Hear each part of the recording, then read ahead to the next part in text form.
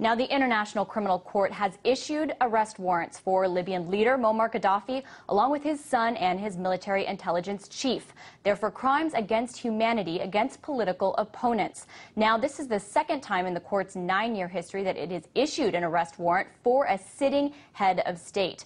Let's see the success of this, though. The other was Sudanese President Omar al-Bashir, who is now facing trial, he's not facing trial at The Hague, and that is because he is still ruling. He's the president of Sudan, and his charges include war crimes. Now, there are some other arrests that have been made that the court has issued. Let's look at some of them. One is for the Kenyan Deputy Prime Minister and Minister for Finance of the Republic of Kenya on charges of murder, forcible transfer, rape, persecution, other inhumane acts. Now, a few have ended up at the court, been handed over by countries. Let's look at a couple of those.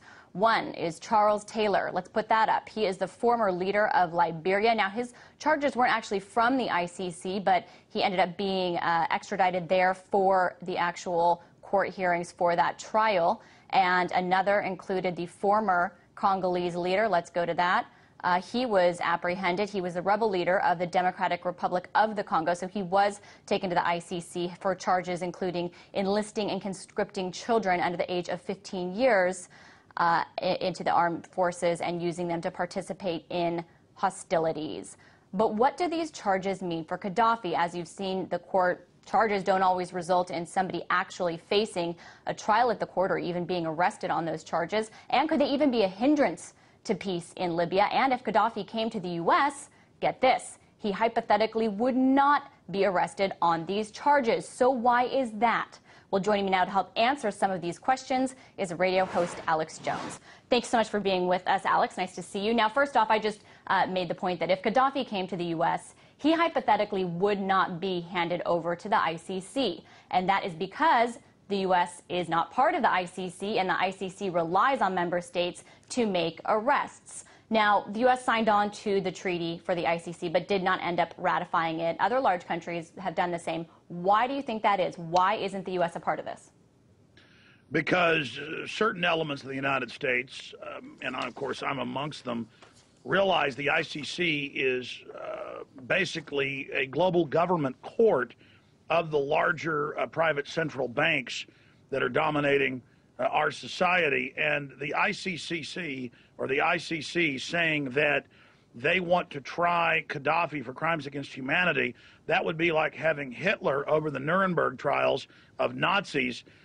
You've got European nations in Serbia, and now in Libya, bombing and killing civilians. That's not debated.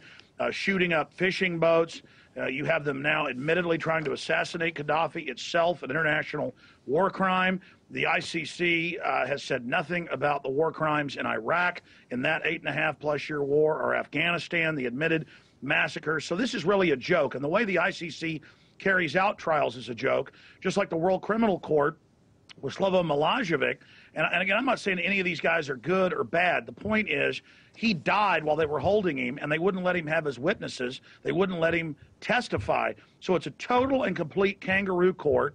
It's a joke, and it's a tool of basically the Anglo-American EU establishment to go in and persecute countries. It's Western-backed rebels that have been overthrowing these countries, or trying to in Syria, and overthrowing Egypt with the old ally Mubarak, and now against Gaddafi. And it's on record the West is backing al-Qaeda groups in the East who are real war criminals. So the ICC, the World Court, all of these groups are kangaroo joke courts, like the Vatican 600 years ago, you know, ordering that different kings in England and places be arrested. I mean, it's a bunch of criminals basically legitimizing their genocide and wars and their neo-colonial invasions because they issue arrest warrants for people they want to rob. All right, let me get in here. Alex, I don't think I've ever heard you agree with the U.S. government on anything. I think this might be a first here since you've been on RT. So why then are we hearing NATO members and the Western mainstream media come out and champion this as kind of a good thing, as a success? They welcomed it. The reports from Voice of America, for example, are that Libyan rebel leaders are, you know, excited and welcome these charges. So why that reaction if the U.S. dismisses this court entirely? Because the United States knows that this violates its sovereignty, and criminals in our government know that they could be charged for war crimes by the kangaroo court. And they also, we have large constituencies like Ron Paul and others that understand we have our Supreme Court. We don't need this ICC. Our jurisprudence, our common law is the best in the world. No one can debate that. And so there's still vestigial movements to keep us out of the World Court, the ICC, any of these groups. So it's a complex issue. But the World Court, the ICC, they discredit themselves look, I'm not on either side, Muslim, Croat, or Serb. I studied it, and even the UN admits the Croats and Muslims killed double the Serbs that Serbs killed. So why aren't they hauled up? Well, the Serbs were the main power base and had to be removed so the EU could come in and absorb it and control the narcotics money coming through out of Albania.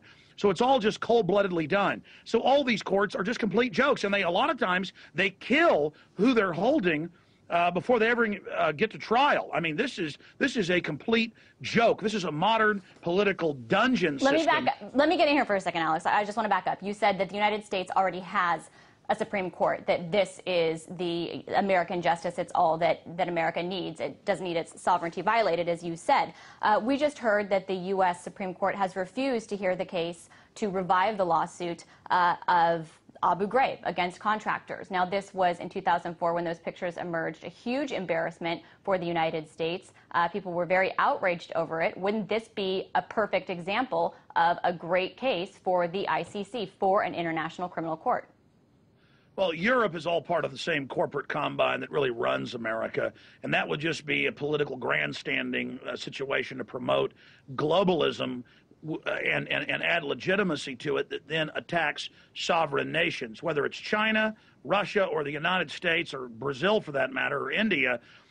We have courts to deal with it, and there have been moves for impeachments. There have been moves for federal grand juries to indict the White House lawyers, John Yoo, Alberto Gonzales, that called for that. And I have promoted criminal charges against President Bush for what he did.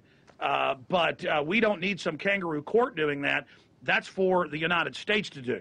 But if American justice fails, what about another option that's international? I mean, you don't see any room for that? Well, I mean, who created these international courts? I'm just curious if there's a yes or no question. Are there any situations where that would work or be a good alternative when American justice fails? I don't think it's the job of this kangaroo court. If America continues down the path of a tyranny and a Nazi Germany situation, it's going to bite off more than it can chew, like Hitler did or like the Soviet Union did, and it's going to collapse, or we're going to be attacked and invaded.